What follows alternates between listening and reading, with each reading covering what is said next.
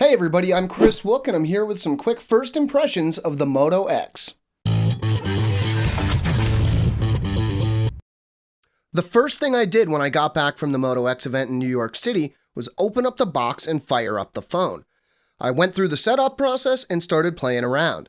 I'm not going to go over the specs right now because we've already mentioned them, plus we have a full review coming out very soon, so I'm just going to say what we know already. This phone is not a beast spec-wise, but this seems to be by design.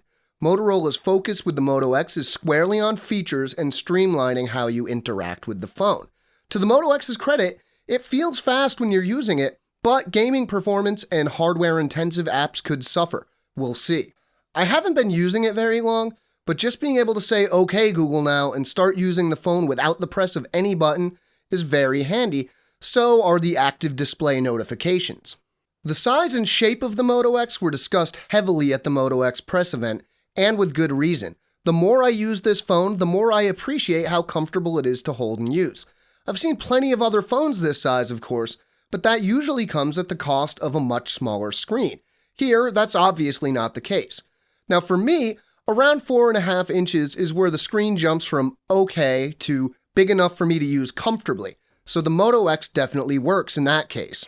I've played around with the clear pixel camera a little bit. The gesture to launch is pretty cool, and it definitely takes a decent photo, but I haven't done the in-depth testing required to see if the RGBC sensor here really makes a difference.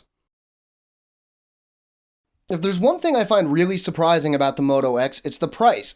Everybody was expecting it to be much cheaper, and that isn't the case.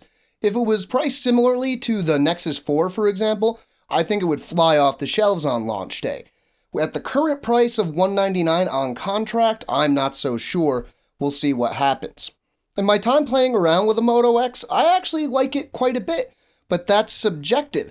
For an objective look at it, you'll have to check out our review, which is coming very soon. I'm Kris for Android Authority, and as always, thanks for watching.